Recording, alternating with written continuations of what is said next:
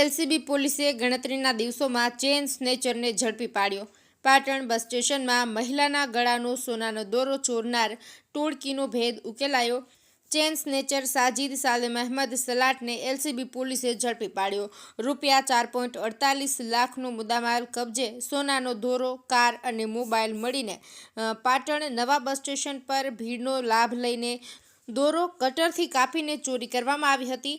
CCTV Netram project ફૂટેજથી 3 શંકાસ્પદ શખ્સોની હિલચાલ પકડી છે। સિદ્ધપુર ચોકડી પાસે તિરુપતિ માર્કેટમાંથી i10 કાર સાથે સાજિદ સાલેમ અહેમદ સલાટની ધરપકડ। સાજિદ સાલેમ અહેમદ સલાટે કબૂલાત કરી 3 જણાની ટોળકી પાલનપુરથી આવી હતી।